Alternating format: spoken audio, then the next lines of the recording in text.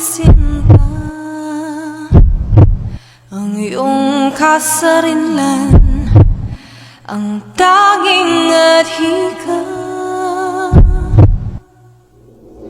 Buhay na alam sa pag-asang dalisay. Adios, umahong malaya.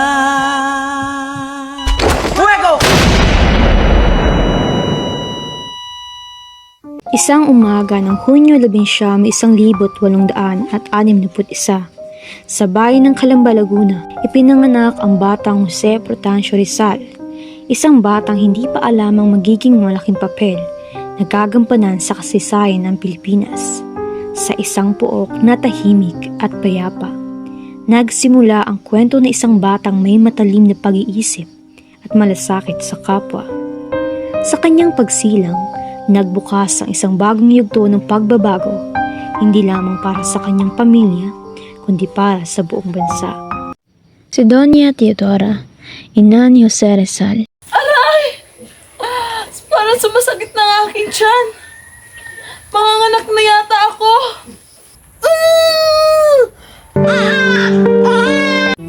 Napakalusog na bata. Papangalanin kitang Jose at bibigyan kita ng palayaw na Pepe. Ang unang nagturo sa kanya ng pagdadasal at mga pangunahing kaalaman tulad ng pagbasa, pagsulat at wika. Ama namin sumasalangit ka, sambahin ang ngalan mo. Bigyan niyo po kami ng kakainin sa pang-araw-araw. Patawarin niyo po kami sa aming mga sala upang mapatawad namin ang kasala sa amin.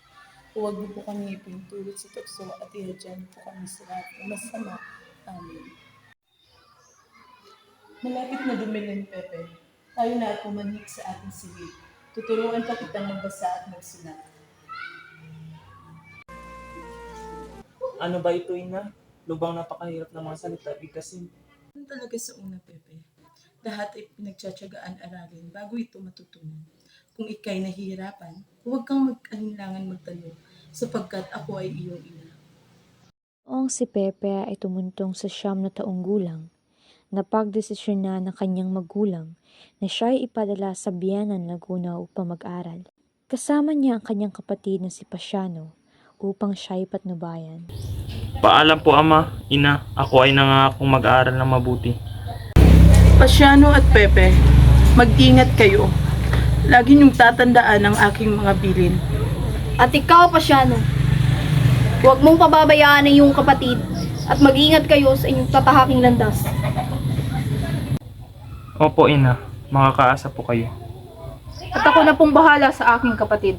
Tara na, Pepe, at umalis na tayo. Ang tahanan ng kanyang guro na si Justino Aquino Cruz ay nagsilbing paaralan.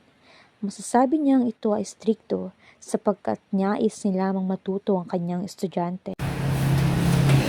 Jose, sa iyong palagay, bakit mahalaga ang edukasyon sa tao?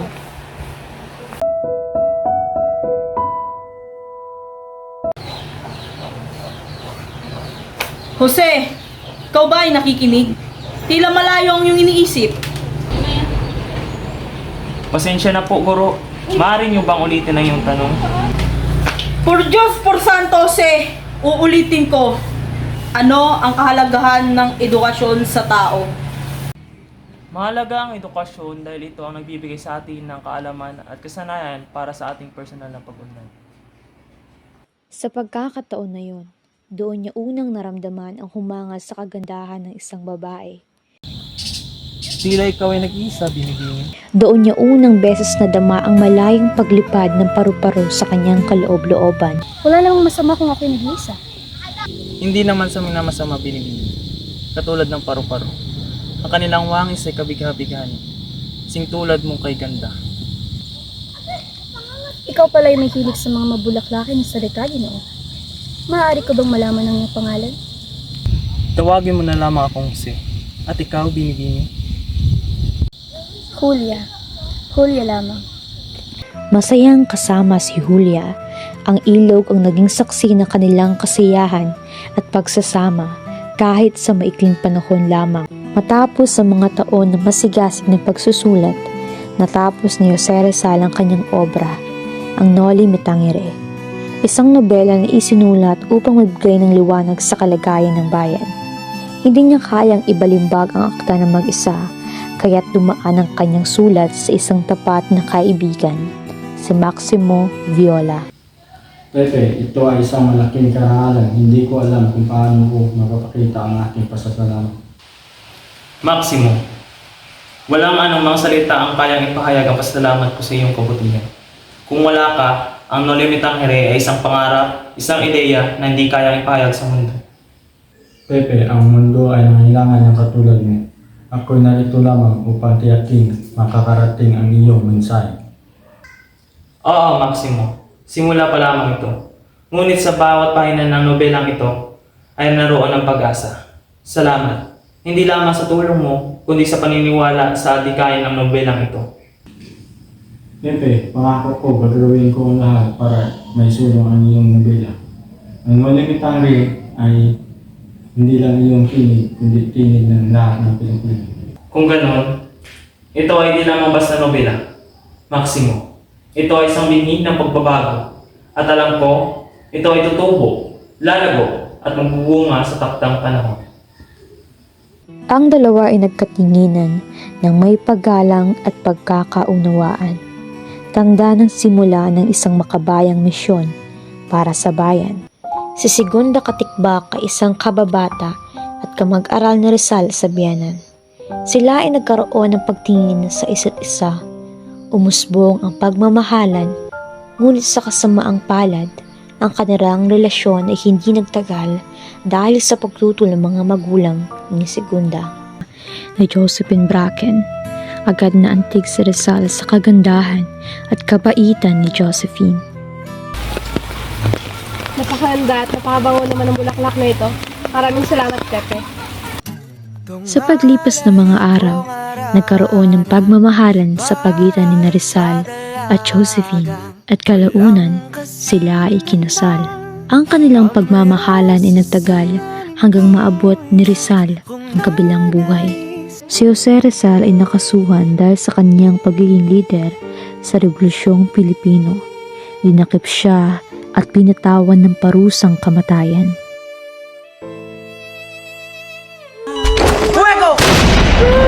Sa kanyang pagbagsak, ang kanyang mga mata ay nanatiling bukas na nagpapakita ng kanyang katapangan. Ang pagpaslang kay Jose Rizal ay naging simbolo ng kanyang pagiging bayani para sa kalayaan ng ating bansang Pilipinas.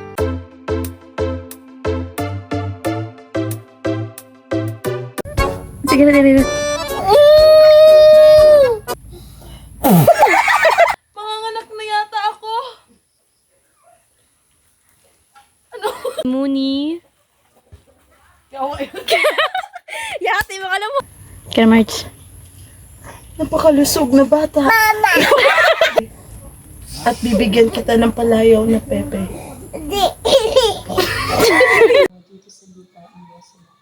Mali.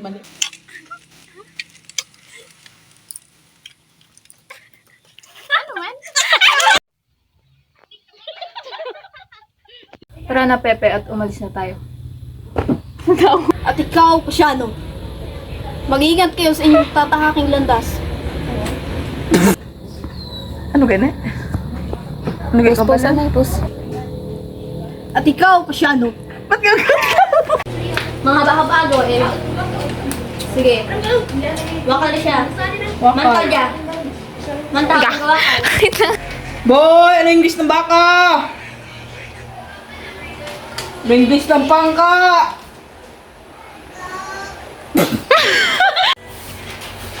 For Jules, for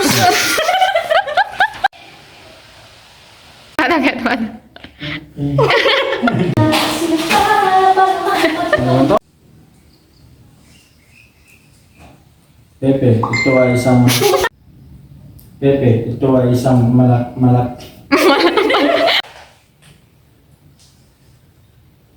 Pepe, At alam ko na ito hindi naman sa minamasama binibini. katulad ng paru-paro. Ang wangis nila ay kabigha-bighani, sing tulad mo kay ganda.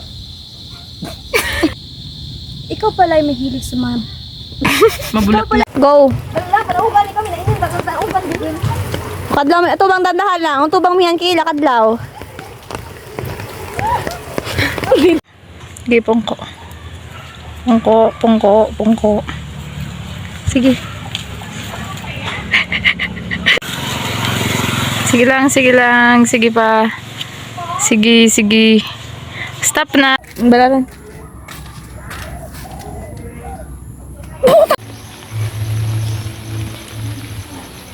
Napakaganda at napakabango naman ang bulaklak na ito, Pepe. Mali. Sala. Napakaganda naman ang bulaklak na ito, Pepe. Smile to ba kay Eri siya? Go. Ano, tadi mo nag-alis ka? Pepe niya.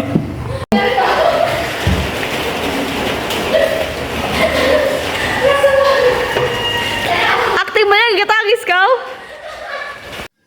Malapit na dumilim, Pepe. Tayo na. Malapit na dumilim, Pepe. Ready? Uy, ready? Gajin. Ready? Fire! Bang! Bang! Bang!